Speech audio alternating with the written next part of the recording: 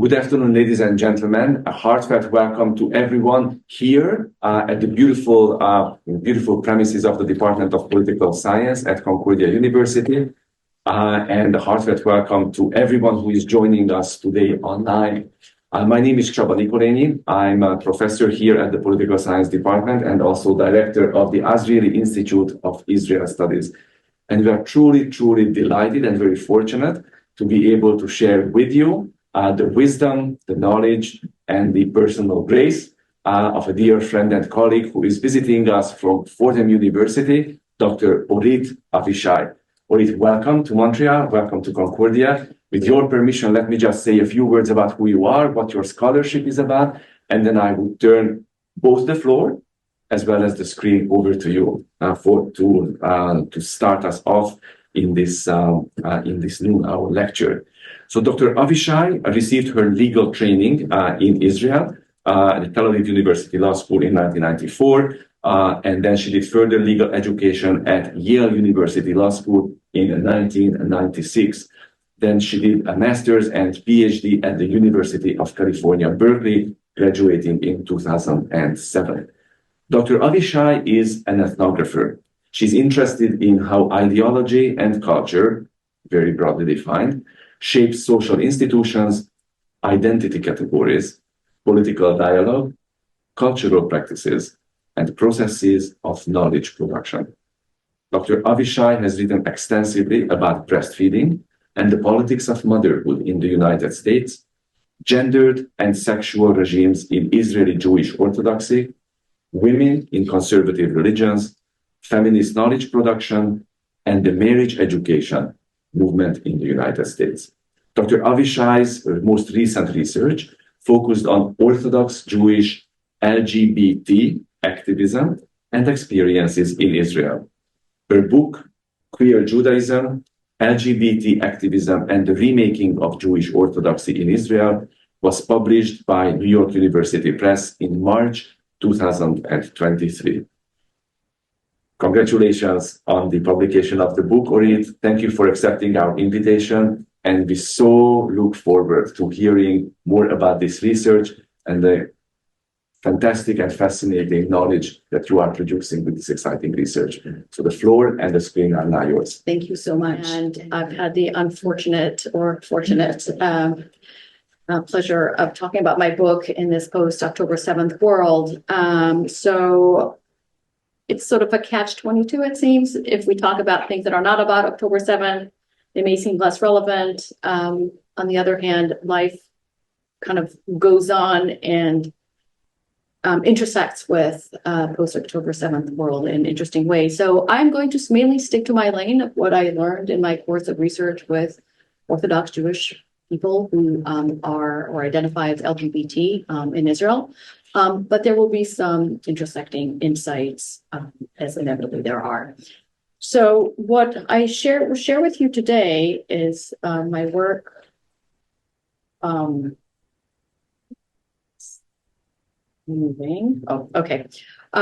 work on Orthodox LGBT lives and activism in Israel. But really, the work is about the evolving relationship between Orthodox Judaism and queer identities. And really, even more broadly, about how Orthodox Judaism responds to members of its own community who demand it to change. The book considers, and my work in general, the relationship between orthodoxy and queerness from the perspectives of people who identify as Orthodox and queer, from the perspectives of their families and their communities, including rabbis and leaders, as well as critics from within the community. The backdrop to all of this is a political culture in Israel where religion is interwoven intimately with the fabric of the state, and where we've seen illiberal forces arise over the past, and Csaba, you probably have a better sense of this, but over the past a decade or even longer than that, and some of it really impacted the folks I've been working with. So the book tells, and what I'll want to cover today are three stories. So one of them is the lived experience. How does it feel to be Orthodox and queer. What does that mean? And that is an experience that transcends the Israeli context and, frankly, the Orthodox Jewish context. It's about what does it mean to be from a relatively conservative religious community identifies LGBTQ. The second story is a local one about activism, how a proud religious community came to be and how it challenged and ultimately changed some of the discourses within Orthodox Judaism.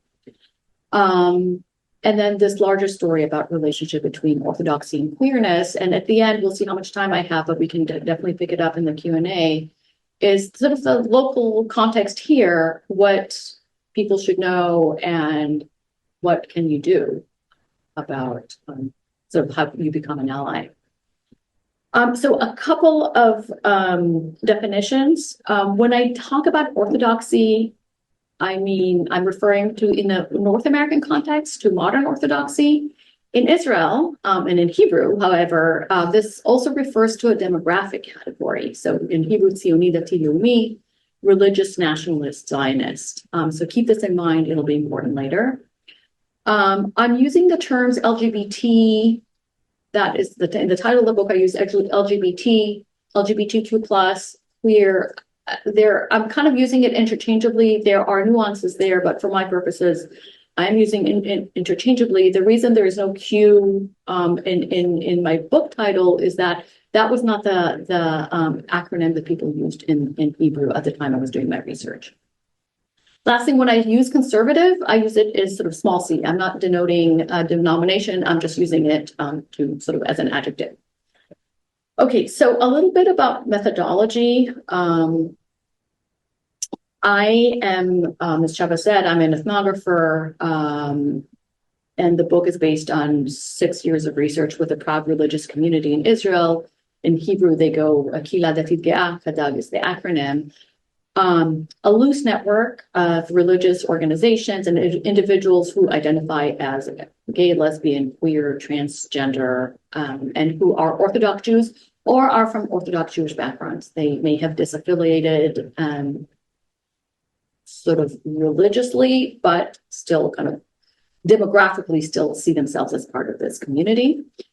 And this is important because many of them rewrote what it means to be Orthodox through this idea of disaffiliation, but still calling themselves as part of the broad religious community. My main focus was on same-sex attracted people, so gays and lesbians, although there are a few other folks that I talked to. I interviewed about 120 people, including queer persons, activists, family members, allies, and many rabbis. I observed in many spaces where they came together to worship, to socialize, activist spaces, like pride parades. And lastly, this is important to say, I come to this project as an outsider to both communities. I do not identify as LGBTQ, and I am not from an Orthodox background. Okay, so to get us started, I want to talk about two people that I met, and of course, a lot of the personal details have been changed, but to give you a sense of some of the people that I met doing my research. So Ayelet, I first met her in 2017, and at the time she said that she was mourning, quote, the picture of what life was supposed to look like. She was closeted in her late 20s, and she occasionally dated men. She said that she would like to be able to marry a man and, quote, have a real wedding with a chuppah and a shattered glass, which I'm sure most of you know is part of the Jewish wedding ceremony, rather than shattered dreams. So she had known from a young age that something was, quote, her words, wrong with her, that she was, quote, different. Her friends would always sort of speak about boys and have crushes about boys, but she was always falling for her female teachers and having crushes on her youth group female leaders. She, of course, kept all of this a secret and, quote, prayed for this to change, that I'll be normal, her words. I caught up with her a couple of years later, and that happened with a lot of people. I met them more than once. She was still closeted, she was still celibate, and also stuck. At that point, everyone around her had married because people tend to marry young in the Orthodox community, and ended up settling in the same kind of community where she grew up in the settlement. And she just couldn't fit in there. There was no space for her as a single woman. She couldn't imagine living in that kind of space in a same-sex family. That's changed a little bit since then, but still it's hard. But the hardest thing for her was that she could not actually imagine herself in a same-sex relationship. She said that the lifelong messages were just too much to overcome. And it's not insignificant that her father was a very well-known rabbi and educator in the community. Next, we have Benny, who also realized he was gay in early adolescence. At his bar mitzvah, he said that he felt like a hypocrite because he knew he was never going to be able to fully realize Jewish male adulthood, which included in his mind a real, quote unquote, Jewish home with wife and children. He got a cell phone a couple of years later. One of the first calls that he placed was to a conversion therapy organization. And again, these are themes that came up in many of the interviews. But his contact told him that it was possible to change and to not worry that he was going to change. He was young. He should wait. So he did wait. In the meantime, he also kept having crushes on a classmate, youth group counselor, etc. When he was a little older, he contacted through his yeshiva an Orthodox therapist who was rumored to help men in his situation. In hindsight, he didn't realize at the time, he was very young, that this was a conversion therapist. He didn't pursue it. He felt a little queasy about it, but this all actually accelerated a crisis of faith because it was the rabbi at his yeshiva who referred him to this therapist. At that point, he joined a conservative gay men's organization that folded during the pandemic, but was a very central organization for a long time. It brought in this organization emphasized either celibacy or opposite sex marriage for men who I think of them who are attracted to men. So he went there to socialize, to meet other people in his situation. Did not change, but of course met his first boyfriend there. And again, that's something that I heard over and over about this particular organization. And then the matter got really urgent because his friends were all getting married and his younger siblings were getting married, right? There were sort of 7 of them and all sort of clustered together. His younger siblings were getting married. And he was stuck because his life plan was upended. His life plan had been to live in the settlement where he grew up, another Orthodox stronghold, and to teach at the local school. By this time, he was studying to be a teacher. But he knew that he was not going to be able to teach at an Orthodox school and within this community because gays were unwelcome. When we crossed paths a few years later, he was now in a monogamous relationship with an ex-Orthodox man, and they were considering starting a family. And they said they were going to live in a big city and send their children to an Orthodox school. A few years earlier, that would have seemed preposterous, except that things were changing very quickly and it seemed to make sense. And since then, they have had a child via surrogate, and they actually are living in a pretty conservative Orthodox community. So Benny made this other decision that he was going to live his life as he wished, integrating this queer identity and Orthodox identity. And he was able to arrive at this decision because he found a welcoming community, an affirming one, not just an accepting synagogue, but really an affirming synagogue in Tel Aviv. So I start with these 2 stories because they capture what I came to think of as sort of key way stations in the life journeys of Orthodox queer persons. This idea of a shattered life plan, a chaotic aftermath, trying to figure out how am I going to live my life, and then a reimagining and re-scripting of what it means to be Orthodox and what Orthodoxy is about. So with these stories in mind, I want to turn to these kind of 3 big themes that I explore in my work. And the first is about what does it feel to be? So religious / queer, could be Orthodox Jewish, it could be evangelical Christian, is often thought of as an oxymoron, sort of a paradox.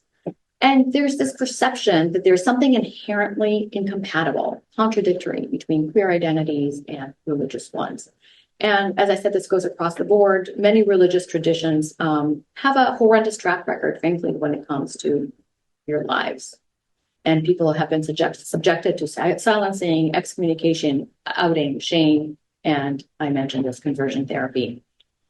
So I came across numerous examples of how orthodoxies, social structures, institutions, cultural messages, politics, culture created hardships for queer people.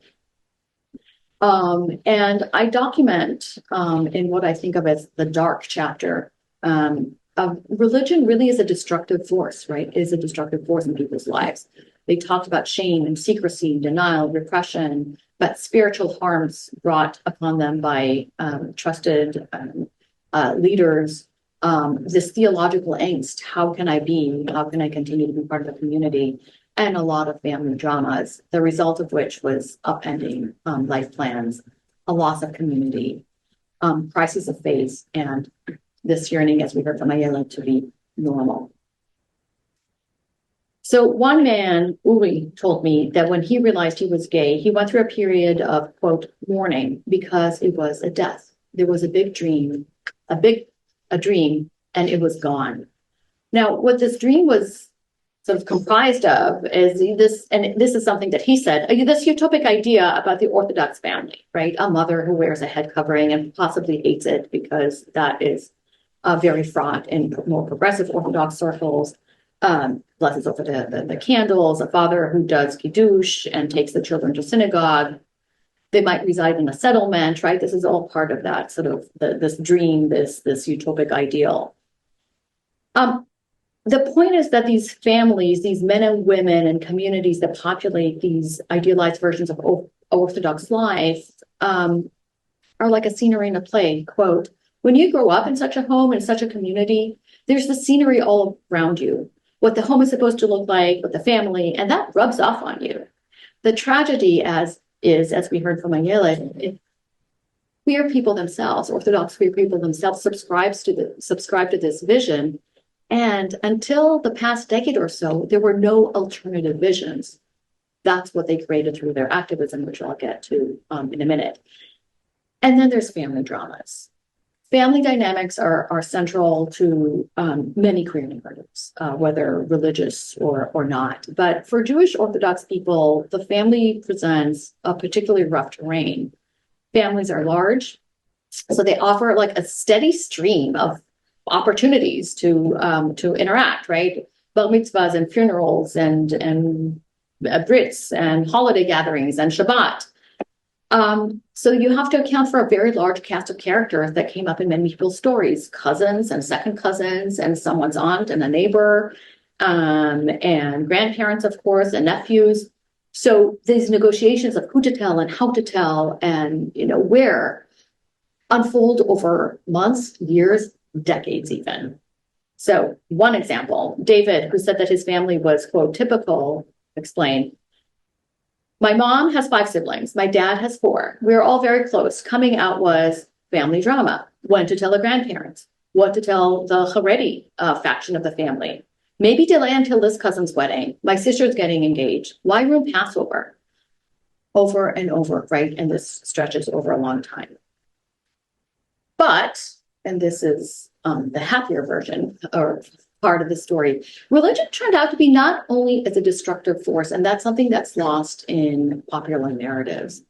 One of the things that I found, that religion can be also a very productive force in people's lives and in their larger communities. So part of what I consider in my work, and I want to share with you, is how religion is at this point, or I'm talking about Jewish Orthodoxy, can be mined and harnessed to tell a different story about both Orthodox queer lives and about Orthodoxy. And the catch is that the people I worked with came to this realization by mining their tradition and its own practices. So mobilizing its logics, mobilizing its language, sensibilities to make sense of themselves and to create space. So one example, right, and it's a rewriting the script of Orthodoxy. One example comes from weddings. So we probably, I always hope that someone will say, "Oh, I know them; they're my parents," but sort of Jewish weddings are gendered affairs, right? I mean, the clothes are gendered, just the regular clothes, and then the ritual clothes. We have a male rabbi, the traditional Jewish wedding, right? We have a male rabbi. The rings, the ceremony. There are obviously also nationalist messages encoded in the breaking of the glass. The canopy symbolizes the new Jewish home, etc. So it's very scripted and very gender scripted affair. What happens when same-sex couples want to get married and they want to have a Jewish wedding? And the people that I work with wanted to have a Jewish wedding. Well, there's no script, so they had to make it up. And where were they going to find sort of the basics? They went to the Orthodox Jewish wedding, and now they have to figure out: can we do the chuppah? What kinds of blessings? Who's going to bless us? Who's going to marry us? Of course, there is no traditional ceremony, right? You have to make one up, or you have to create one. And the interesting thing is when I talk to couples or when I talk to folks about how they did this, and I looked sort of, I think I neglected to mention this, I spent a lot of time online in various groups that I was invited, various online spaces that I was invited to. A lot of discussions happened there. To figure out what to do, couples did what Jews do traditionally when they have to figure out a tough question. They dove into the Jewish archives. They talked to friends. They talk to trusted mentors. They talk to teachers. They talk to their families. They try to figure out, well, what is it that makes a wedding Jewish? And different couples came up to different kinds of conclusions. But the point is that the way that they investigated this question was inherently Jewish. And the tools that they used were inherently Jewish. So this photo went viral in 2017. It was one of the first weddings that went viral. There were many before, but this one went viral. Two very prominent activists in the proud religious community, and you can see them here. I didn't cut the picture well, but you can see what they're doing. They're both smashing the glass. Off screen, the person who married them was a trans woman. Yeshiva educated rabbi, had been certified as a rabbi, of course, stripped of their rabbi status, but still. So they present as Orthodox. The audience, I keep saying audience, it's not an audience, right? There were people, they're guests at the wedding, but they were an audience to this, about 350 of them. Weddings are large affairs in Israel. Many of them were very Orthodox presenting, and some of them were very queer presenting, and many of them were kind of both. And I unfortunately was not at the wedding, but I was watching it unfold online in real time. People were taking pictures, posting about it, and this was by design. The activists wanted to make this both a personal ceremony and a public statement. People posting about it in real time said, "Oh, we're witnessing the first Orthodox Jewish same-sex wedding." Now, again, it wasn't the first, and it wasn't, but that was the statement. It was Orthodox because that's how the couple presented themselves, and that's how their friends and family perceived them. One other quick example from how people mine the tradition is Tikkun Olam, like the reinterpretation of Tikkun Olam. So another interview told me that when he realized that he was gay in the early 2000s, when everything was still hidden and sort of in the hidden corners of the internet. So he thought, okay, like he could no longer be Orthodox because you're expected to leave your mark on the world. And for many people, right, that Tikkun Olam was having children. Well, he was gay. There was no way that he could even perceive of having children in like the early 2000s. So like that was it. He was done. There was no Tikkun Olam for him. And then he decided that his Tikkun Olam was going to be to go to Pride Parade with his kippah on to show Orthodox people that there were gay people within their communities and to show secular people that there were in their community or gay communities, Orthodox people. That was going to be a Tikkun Olam. Again, this wasn't a secular in your face kind of protest, right? Sort of his protest was framed, or his engagement with his identity was framed in the context of a Jewish process of world repair. So to summarize this point, people perceive of their Orthodox queer identities as a both and. They experience as a loss, they experience as a destructive force. But not for everyone, but for some of them, they find within the tradition ways to make religion, in this case Jewish Orthodoxy, a productive force in their lives. They constructed a new language, new rituals, new social scripts. But, and this is the second story, that can only really happen in community. And I already started to give you a little bit of a glimpse of that.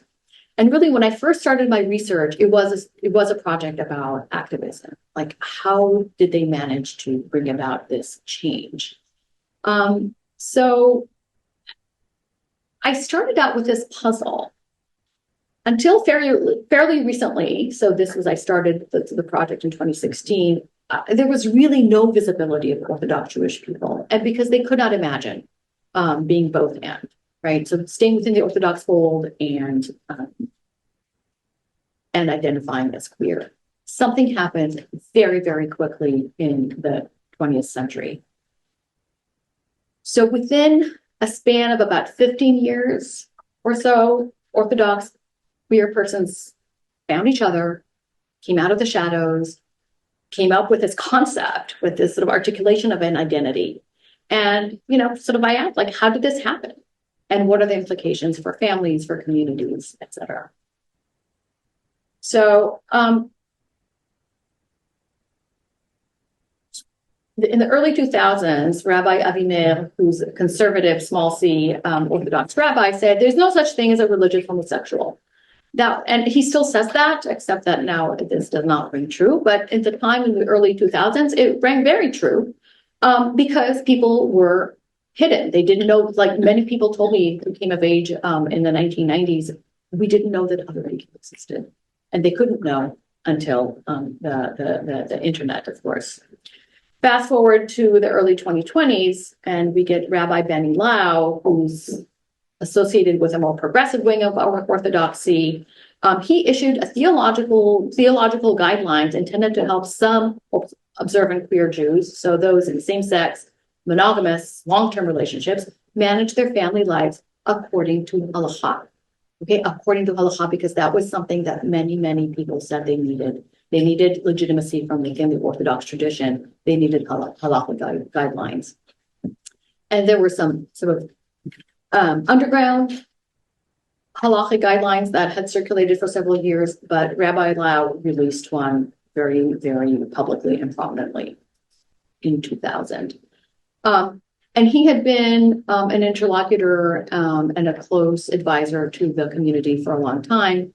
And he became one because his own brother came out in the late 90s or early 2000s, and he became aware of the plight of Orthodox queer persons. And the strategy of engaging with rabbis was a central one to, it didn't happen, it didn't come out of the blue, right? It was part of a very important, or part of a strategic engagement with Orthodox communities. So like other queer communities, Orthodox queer Jews created their own spaces. So if they were kicked out of yeshivas and they were kicked out of synagogues, and they found that their own communities of origin would not engage with them, they created their own. So we have here Bat Kol, and lesbian women's organization. We have here Chavruta, gay men's organization. Shuval is an educational organization that works to educate religious communities, and especially working with educational institutions, K-12 and yeshivas, and with therapists to teach them about Orthodox queer lives. Bat Kol and Chavruta, when I was doing my research, they still identified as lesbian and gay organizations. Now they both added queer to their organizational identity. It's a fast-moving field. an inclusive Orthodox synagogue opened in Tel Aviv in the late 2000s. A queer minyan opened in Tel Aviv's LGBTQ plus center, like in that, like one of the most secular neighborhoods in Tel Aviv, like the one that people like when they want to say, oh, you know, all the social ills, right, are right there in Gan Meir, like in Tel Aviv. That's where a group opened a queer minyan that operated in the high holidays for about a decade. It's kind of folding because there's no need for it anymore because many people can now go to inclusive synagogues in their hometowns.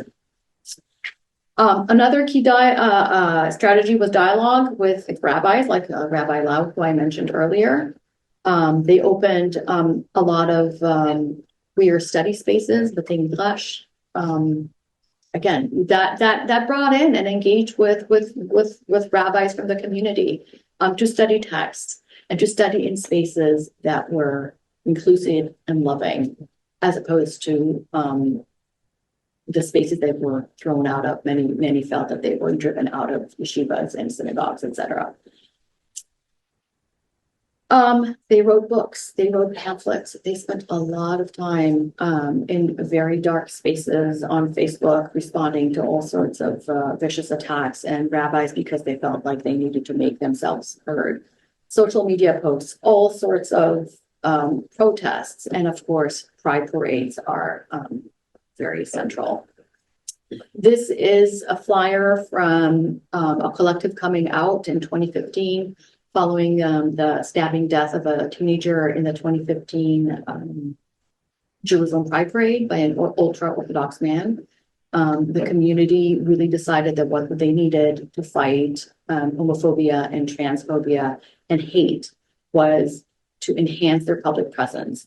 So they took out ads, they created this digital album called Our Faces. We are LGBT people from religious backgrounds, religious homes.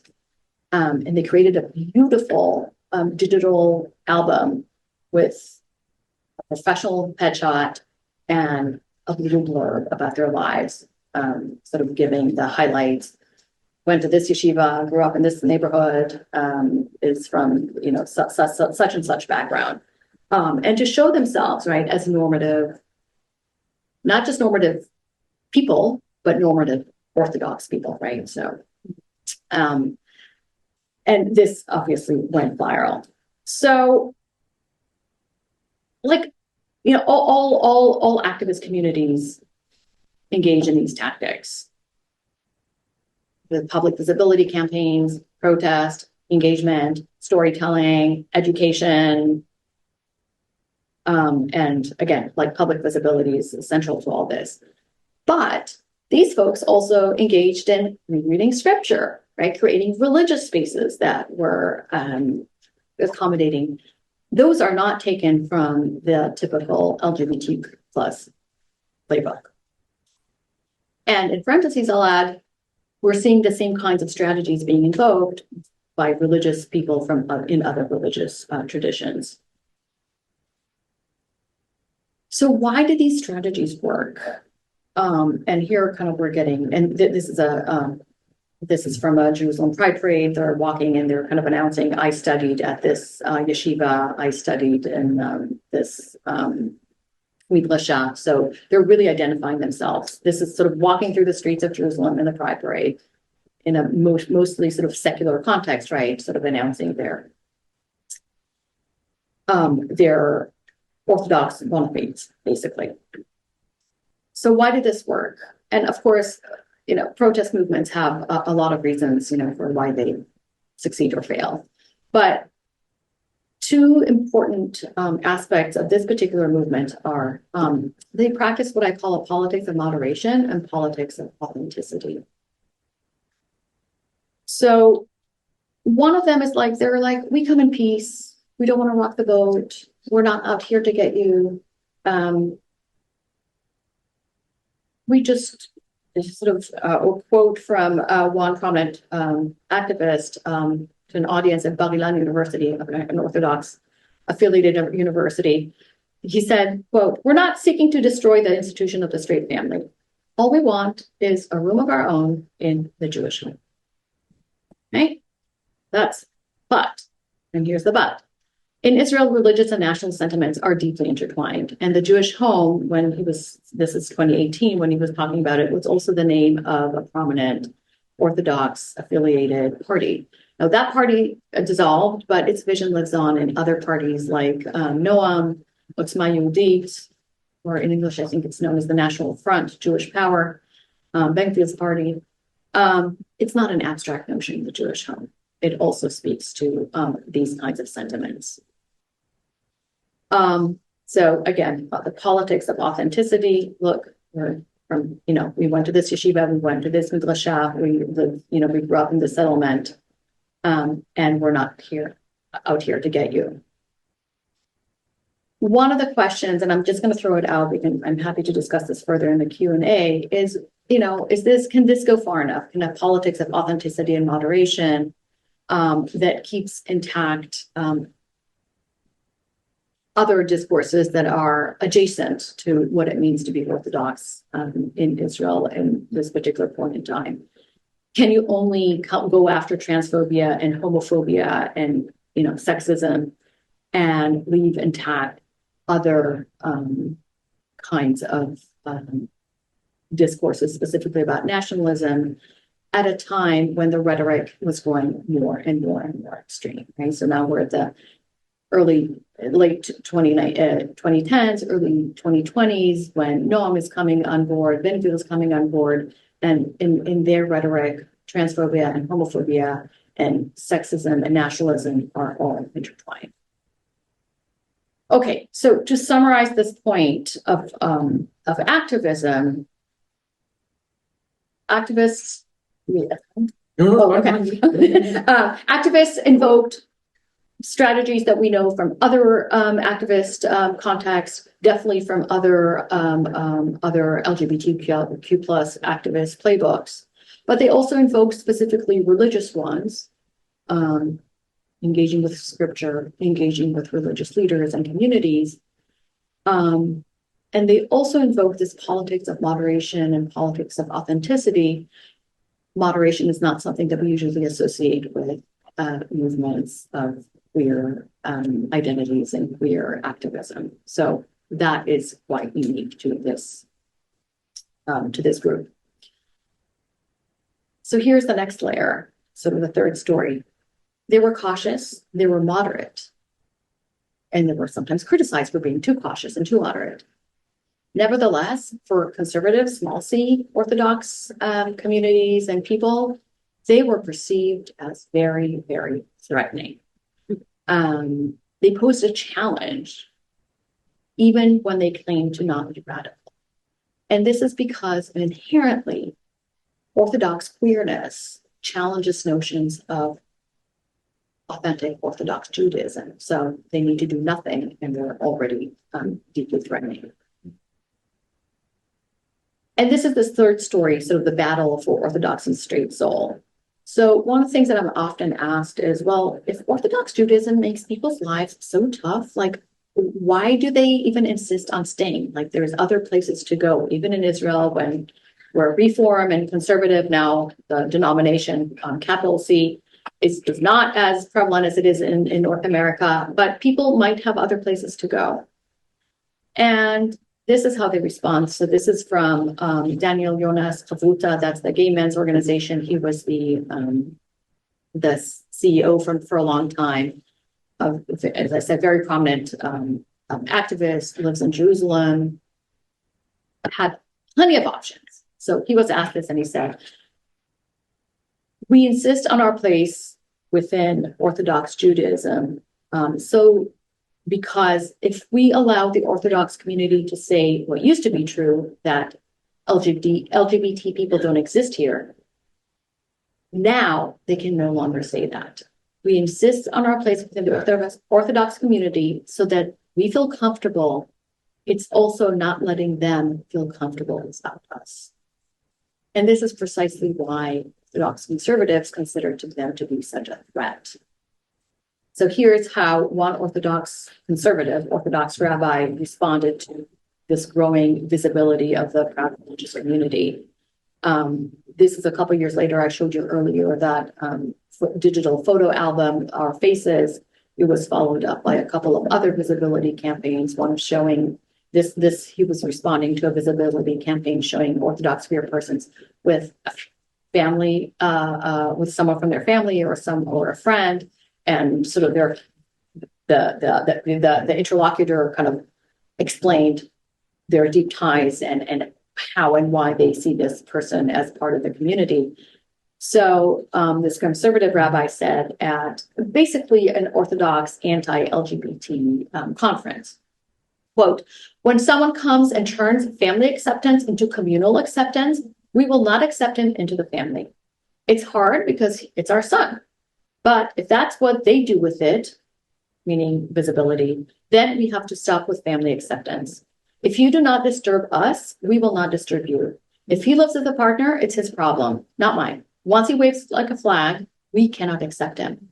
So new lines are in the sand are drawn. So Kadag, the proud religious community, says, hey, hello, we come in peace. But conservatives respond, no, like any departure from heteronormative, from cisnormative social order, including coming to Shabbat dinner with one's life partner, that is seen as an existential threat. That is a red flag. But the people who are portrayed here as disturbing us, they're not intruders. They're not some people from the outside, like he says. It's our own son. And I heard story after story after story, people who were excluded from Shabbat dinners, who were told, well, you can come, but don't bring your girlfriend, or you can come, don't bring your husband. Or you can come with your children, but don't bring your spouse.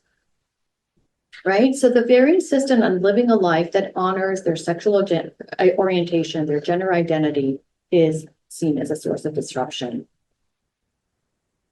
So what I want to suggest is these debates about whether one can be Orthodox and queer are debates about the legitimate bounds of Orthodoxy. And this was the original title for my book, or subtitle for the book, The Battle for Orthodoxy's Straight Soul, and the press wouldn't let me use it. I think something about algorithms I still don't understand, but that is precisely it, right? It's a battle for the straight soul. And one of the themes that we know about Orthodox Judaism in the past few decades is this idea of battle from within and how it's coming undone from within by groups who are nominally from the inside, but are different. You know, Orthodox feminism was kind of the first to battle this, but who lay claims to the Orthodox title. For a long time, these debates about who can be Orthodox were largely intrasectorial within Orthodox communities, but this then began to take national urgency in the past decade or so. Orthodox conservatives began to cast queer persons not as just undermining the Orthodox family and the Orthodox community, but undermining the very soul of the Jewish state. They became not religiously dangerous, but nationally dangerous. So when citizens went to the polls 5 times between 2019 and 2021, these issues were on the ballot, basically, with every repeated cycle became more and more prominent. And by the time a Noam representative began really as a homophobic party, that was their claim to fame. People protested at the Knesset, and members of the proud religious community said that they felt betrayed by their very community, by their families, by their friends for voting in such Knesset numbers. One person said he felt like punched in the stomach by this. And then began to do this soul searching. Can we be a part of a community that is so homophobic, so transphobic, and of course, so nationalistic, and so overlooking the broader implications of their extreme Zionist agendas? they began to do this soul searching. And then October 7th brought all of that to a stop, not just within the proud religious community, but of course in other progressive pockets of Israeli society. So what I want to offer here, and here I'm summarizing, on the one hand, hope for marginalized groups, right? How a group of silenced, invisible Orthodox Jews came to identify themselves as a distinct group, came to claim their space within Orthodox community, and how they used Orthodoxy, right? The very logics and languages that push them out, harness them to claim their space. On the other hand, it's a relatively moderate movement for social change, departing from ideas about authenticity and moderation, not the queer playbook of let's just tear the whole thing down and build something else instead. That was not the logic. Whether you can build a new thing without tearing the old things down, whether you can do that while maintaining some modes of inequality, some modes of oppression, is an open question, which definitely many progressive Israelis have been asking themselves post October 7th. Just one last thing I want to mention is about the North American context. In some ways, making change in Israel was kind of easier because it's smaller, because everyone knows everyone, right? Because you have access to the rabbis, because you went with their son to school, or they're their neighbor, or maybe your uncle. The dispersed nature of Jewish Orthodoxy in North America makes that a little bit more difficult. And we're seeing that there's an interesting case playing out at Yeshiva University where a pride club has been trying to receive club status for over a decade, and now they're caught up in the lawsuit. And I can talk about it more later, but I think that it's a dead end for the pride club. The other thing I just want to say, there's a lot of things that people can do, and the first is just to assume that there are LGBTQ plus folks in local Orthodox communities, and therefore it's important to be an ally. It's important to listen and hear and be an advocate. And lastly, it's important to be an affirming community, not just accepting, not just saying, oh yeah, we tolerate people here, but don't talk about this, don't talk about that, don't bring your partner, don't bring no. Like to be completely affirming and to really be willing to engage in this critical dialogue of what it means to be Orthodox in the 21st century. So I will stop there. I apologize. I think I went longer than we thought. And we thank you for that, because I don't think I should use the word enjoyable, but it was an extremely rich and very thought-provoking presentation, as is the research that you have done for it. As we usually do, I'm going to give the first round of opportunities to ask questions, offer comments to those who are here with us in the seminar room. So let me just look around the table and see if anybody is jumping up and down before turning to the chat.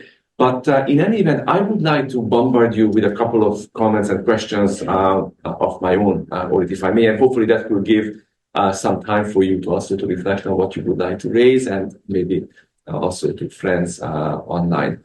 I was fascinated to see the picture of Rav Benny. We used to go to his shul for several years. In fact, we lived right across the street in Jerusalem, in Jerusalem, yes.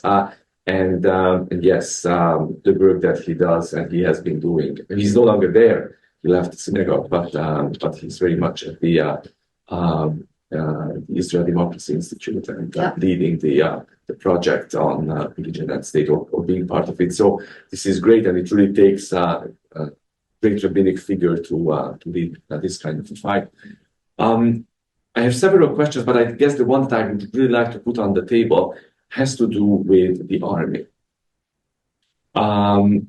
the army is a different context, a setting that perhaps you didn't research or you didn't engage, but many of the young men or men that you showed us that you spoke with naturally have served.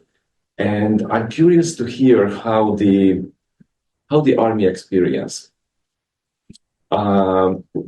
shaped them, their battle, the battle for the straight sword. How did that play out in that context? And an unrelated comment or question comes back to you mentioned several times sort of the more prominent Knesset members who you mentioned Noam, you mentioned Ben Gvir, Otzma Yehudit. And these are, of course, religious Orthodox figures and parties that are present in the contemporary Israeli mainstream. But this is also the first time that we have a Knesset in Israel, the speaker of which is an openly gay member, not of the left, but of the Likud, nationalist, not religious himself. But so does that come up? What does that mean? What do you think that means to the community you're studying? That on the one hand, yes, there is Noam, there is that voice from the community that we are battling with against, but at the same time, there is definitely a sign of change because this is a right-wing party that actually puts in the speaker's seat an openly gay politician. Is that a sign of change? Is that hypocrisy? Is that both? Neither? I'm just fascinated by, as always, with the polyvocality and the cacophony of Israeli political life. Yeah, that's a good point. I'll start with that, and the answer to your question is yes. It's all of that.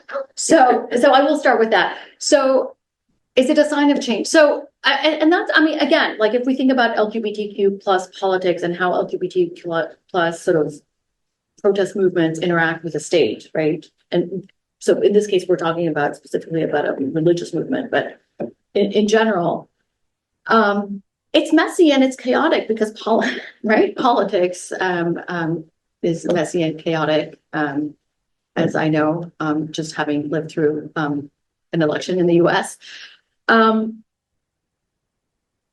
So the answer is yes and no, right? Yes. Having Amir Khan there, right? Is progress. He's gay. He brought his family, his husband and I think 2 children, to his whatever ceremony it's called, so an installation ceremony, right? As speaker, and then of course, which was then sort of partially boycotted by the religious parties. But he's not viewed as an agent of change. So visibly, he is an agent of change, but he's if I talked about these moderation, talk about politics and moderation right? So apart from the fact that he lives with his husband and he's out and queer, which is a lot, I guess, in some circles, he does not lead the good fight at all to, he does not represent real change, at least visibly. Behind the scenes, yes. Right? Behind the scenes, yes. And that's one of the things that was really interesting more broadly when I worked with these activists, because a lot of this is true for religious leaders, right? So Benny Lau is out there and outspoken, but there are a lot of other religious leaders who are not. But there are a lot of back channels. And one of the things that I associate with this politics of moderation is that we'll talk to whoever is willing to talk to us. And it would be great if they came out and said something in public. But even if they don't, even if they can't, and sometimes it works to our advantage that they don't, because now they have legitimacy with the more traditional aspects of, parts of society. But kind of underground, on the down low, they are working with, right? So that's politics, right? That's how politics works. So that's about that. I want to say about Benny Lau's synagogue. I did several episodes of fieldwork there because because the synagogue hosted several prominent events like that. That was one of the places that the community would go. Like if they wanted rabbinic legitimacy, right? That was one of the places where they would engage sometimes with rabbis and sometimes just like communal space, right? So just for providing the space gives some kind of like legitimacy and stamp of approval for people who see Rabbi Lau and his ilk as legitimate leaders, right? More conservatives don't. That's on that. The military, that's a really interesting point, right? Because in interviews, I would ask people to tell their stories. I mean, I had specific notes that I would, but I followed kind of the stories. And the military was not as prominent as one would think, right? Given its prominence in Israeli life in general, right? It was the childhood, it was the synagogue, it was the school, it was the yeshiva, it was the rabbi, it was the youth movement. In part because many of these young men went to the accelerated kind of modified religious military service, right? So they went to a higher yeshiva, and so they did a modified military service. It wasn't as long. Where it did play a really prominent role is for people who eventually disaffiliated or like really felt oppressed and needed some other space. The military actually provided them with that space. But that's because the military, that would not have been true 20 years ago, but it has become, I cannot go on record saying that it's a safe space at all for queer people, not at all. But it has become much more so than in the past. So, yeah. Was that? Yes. No, thank you very much. Thank you for engaging. Yeah. So we don't have questions, but we have comments. I'm so sorry. Yeah. Okay. So we'll go this way from Miranda, but let me just quickly share the comments because I want to hear the accolades, or I want you to know the compliments that you're getting. So thank you for your brilliant work, Professor. Perfect talk. A quick comment. I was an active member of CBSD back in the 1980s before Sharon Kleinbaum was hired. It was a very mixed group, including a number of Orthodox people. A 40-year perspective shows a lot of progress, but still there is so far to go. And greetings from someone who myself has been part of the North American Orthodox LGBTQ community. So a lot of outpouring of... Can I just say to folks online, feel free to get in touch with me if you're part of the community, if you have comments, if you're researching this, feel free to get in touch. So thank you, Miranda. Thanks so much. First of all, I'm really looking forward to really getting into your book. So I haven't read it yet in detail.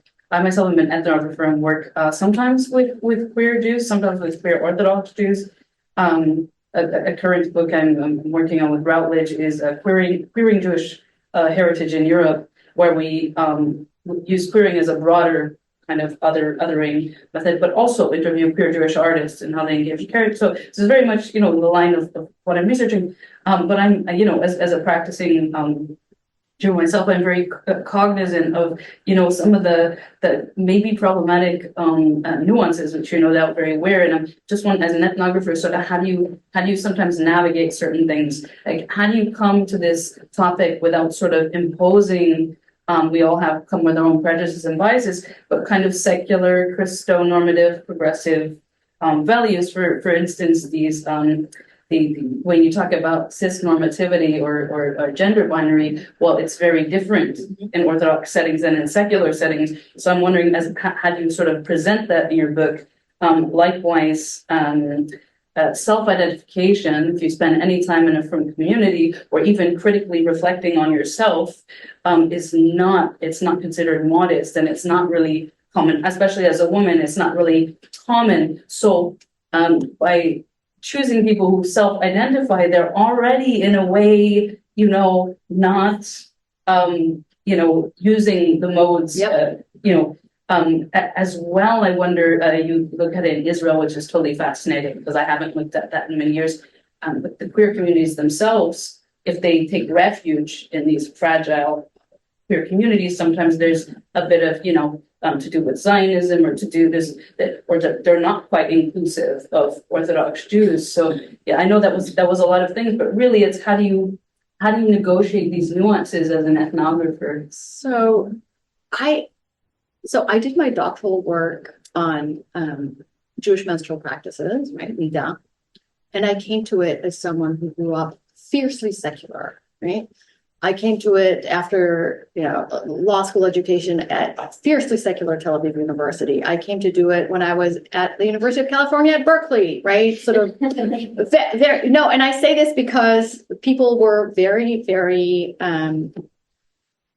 cautious to engage with a scholar, right, coming from Berkeley, from Tel Aviv.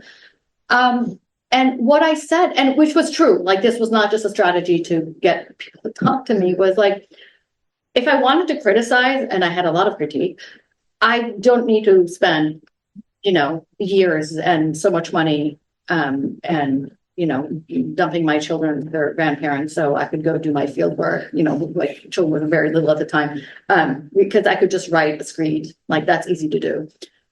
The challenge for ethnographers is to talk to people who are different from yourself. And I realized that actually being from outside the community actually allowed me to ask stupid questions because I was stupid. Like I actually didn't know. I mean, I'm a native Hebrew speaker, but I'm not Orthodox speaker, if that makes sense, right? I don't know the terminology. I sound like a foreigner. And to constantly check myself, and also in this respect, so when I did this research, I felt a little queasy being from outside the queer community, right? I mean, there's like very clear politics, like who should be researching, who should not, like, you're an outsider. But actually that was also helpful because again, I didn't have the language, I didn't have the lived experience. What I did bring was sort of a curiosity about the lived experience. And I mean, hopefully, and again, I had to check myself a lot. So that's one. One of the things that Orthodox people said, right, many of the early activists cut their teeth working in the context of the existing infrastructure of LGBTQ organizations at some point, which were all secular. There was no concept that you could be Orthodox and queer, right? Very much so, not just within the Orthodox communities, within queer communities as well. And one of the things I said, well, we had to educate not just Orthodox communities, but also queer communities that we exist. And once the organizations of the community kind of came on the scene in the late 2000s, they demanded of the umbrella organization, the Aguda, as the umbrella organization for LGBTQ organizations in Israel, to include them. There was a big protest in the summer of, I think it was 2018, against Israel's surrogacy law that excluded men or sort of same-sex, sort of gay couples from accessing surrogacy. So the umbrella organizations organized a big protest. Well, it was an Erev Tisha B'Av. And the Orthodox organizations were livid and they decided, okay, they were going to participate. But they were also going to use this sort of as a teaching moment for the LGBTQ organizations. So they really see themselves as bridging between queer organizations and Orthodox. I think I went in many directions. I don't know, did I answer? Yeah, no, it's really helpful. But weirdly, coming in as a double outsider worked to my advantage. No, it also worked to my advantage because people said, some of the activists thought that they were going to use me as their mouthpiece. Oh, you're a professor from the United States. Great. You will tell our story. That's going to help advance our cause. Now, were they happy with what I came up with? Mixed. But it was actually useful for them that I was an outsider, which I was very, very uncomfortable with for a long time. They were actually quite happy.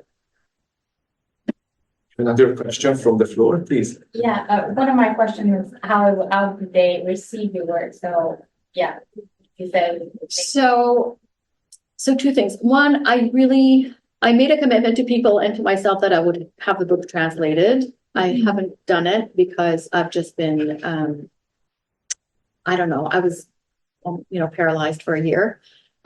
So you have to be able to read English to engage with it, which is a little bit of a problem. I sent out probably about 30 copies the press sent out to like prominent people who I interviewed who are mentioned in the book. Of course, I'm connected to everyone on Facebook because they invited me, right? Like anyone I'm connected with on Facebook invited me. Like I wasn't like my kids would say, "Oh, like you're stalking people," and I said, "No." Like they invited me again as part of their activism, right? Like they got the book, they would like look in the index, like circle their name, highlight it, and post it. Oh, I'm in the book, which made me feel a little bit uncomfortable. But these are people who insisted that I use their real names, right? And that was surprising me in the beginning. Some of the prominent activists, like, what do you mean you're going to give me an acronym? No, like you're going to use my real name. On a more serious note, I did I deliver on what they wanted? I think they would have wanted me to be less critical. On the other hand, I will say that some of the reviewers or audiences that I've talked to, if they would engage with me post October 7th, it's been difficult to get gender and sexuality scholars to engage, think that I should have been much more critical. My stance was, I'm coming to this as an ethnographer, right? Again, the screed I could write without talking to anyone. My job is to tell the story of people who lived through it, warts and all, and there are warts, right? And so I kind of think that I landed on a happy medium. If some people think I was too critical and others I was not critical enough.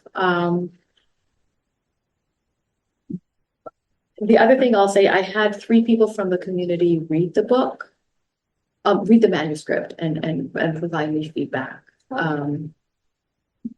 to make sure, that I got things and not right, but some tone, some, that I wasn't outing and just to be mindful. So that was important. Yeah. So we have the room for another 15 minutes, and there are many, many more questions coming I'll in. stop. No, Okay, please I'll don't. be Please don't. I fast. just wanted to give you a sense. Okay.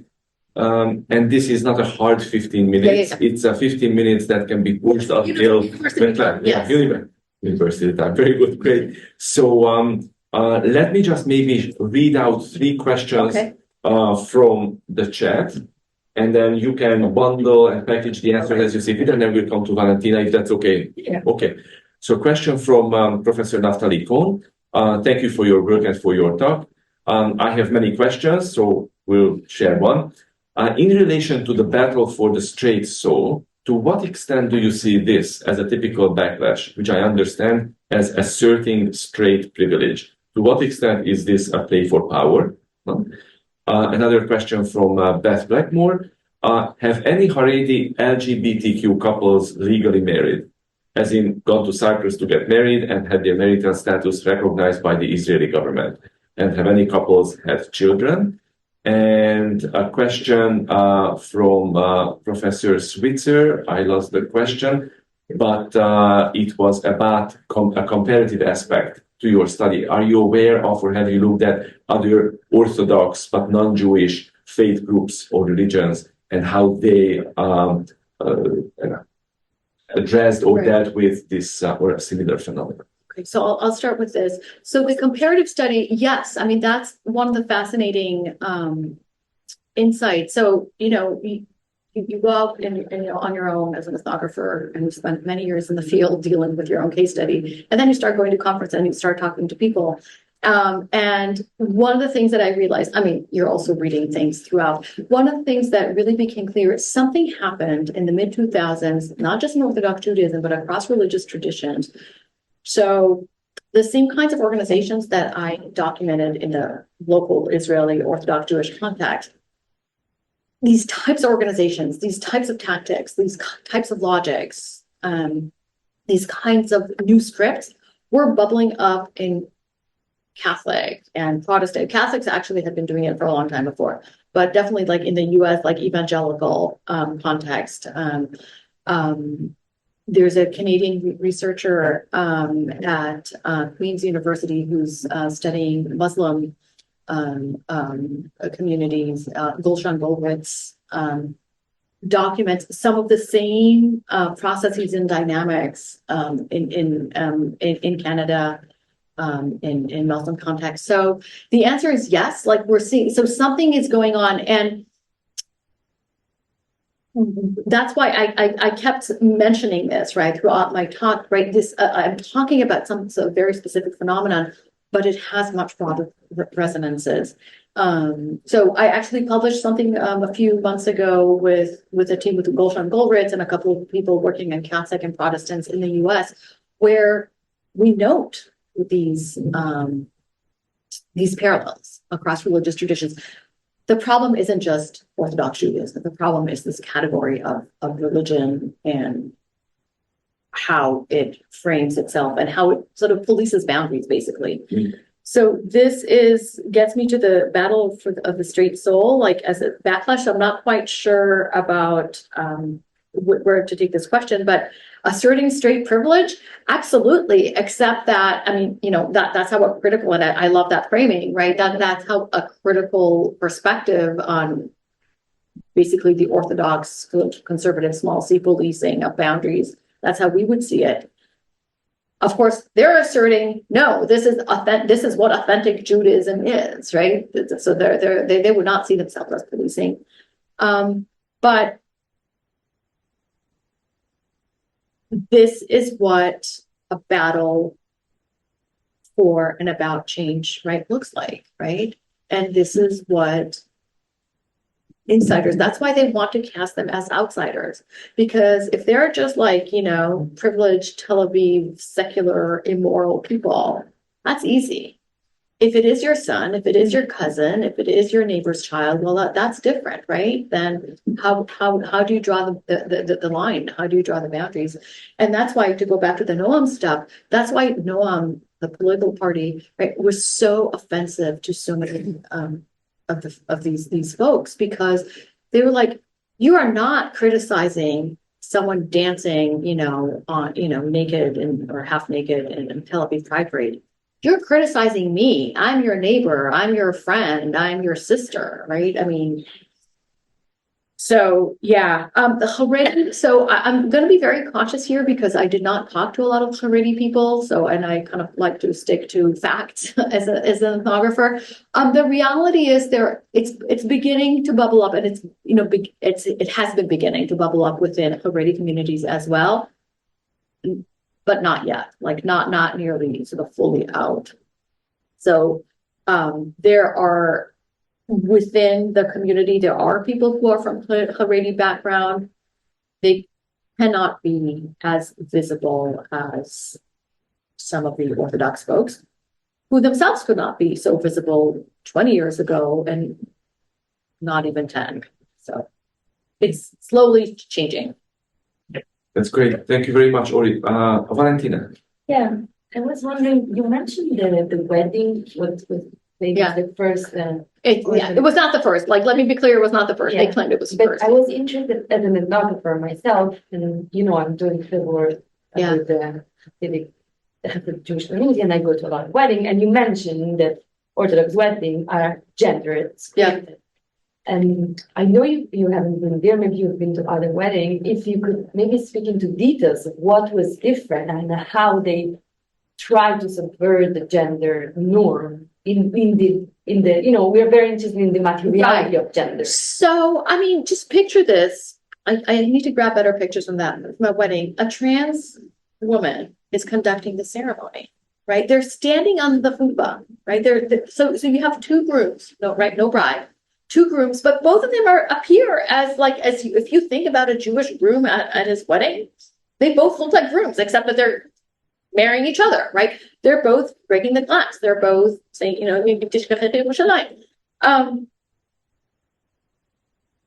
so there's this appearance, right?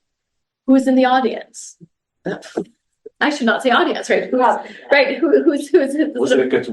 what? Yes. Okay. Yeah. So they negotiate the ketubah. How is the ketubah? Right. The language is so gendered. Right. Yeah. The language is gendered. The ceremony, the brachot, right? The blessings are both gendered, and some of them can be reworked. Some of them cannot be reworked. There's usually the right. Right. So no. Right. But what's interesting, right? So the couples I talked to, they would go through, 10, 12 items and say this yes, this no, this yes, this no, rings. And different couples would come up with different kinds of ceremonies. Part of it is like, what will their families stomach? Right? If you too close to an Orthodox wedding, it's much more dangerous, right? So some would say, well, we really wanted to do this, but we wanted my father to come, and he made it clear that if we would do this, that, or the other, he would come. So it's a constant negotiation. But the fact is that like there's this awareness of what needs to be included. On the flip side, right?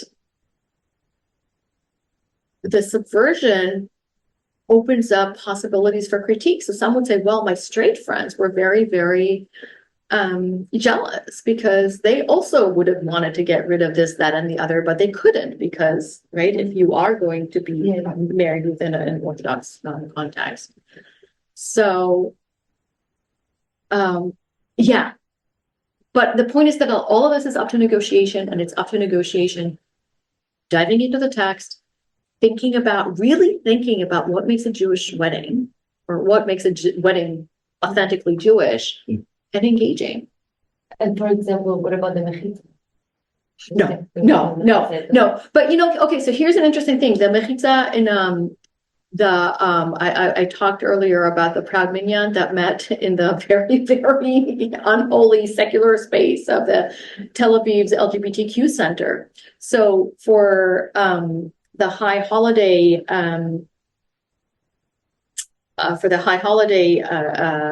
prayers, they had a men's section, they had a women's section, and they had a mixed section, right? Now, of course, there was no like real mitzvah, right? But it was these spaces, and what a cool way of integrating, right?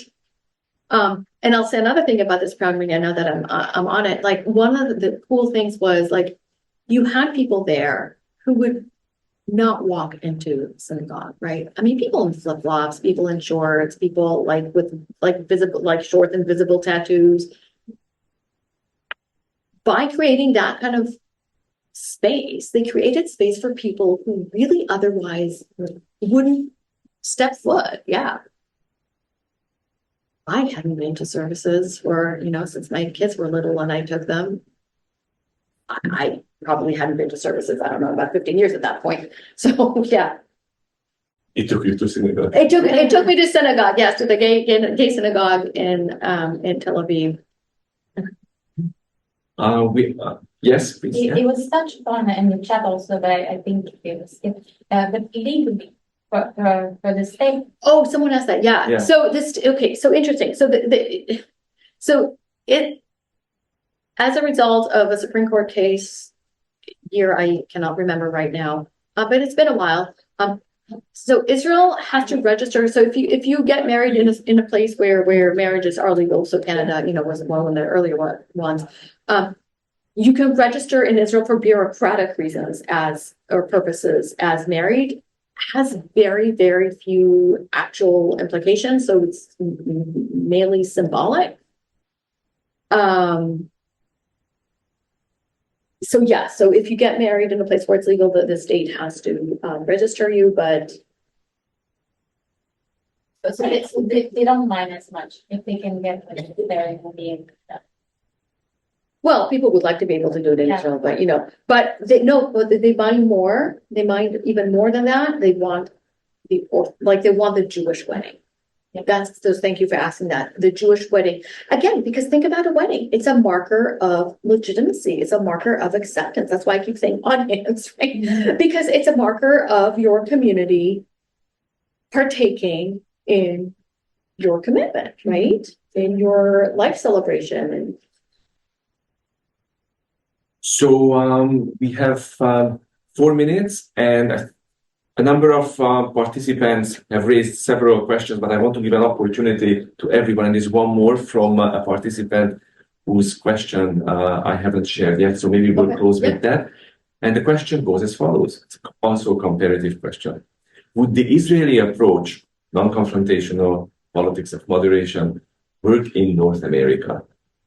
More broadly, what can be learned or drawn from the Israeli approach?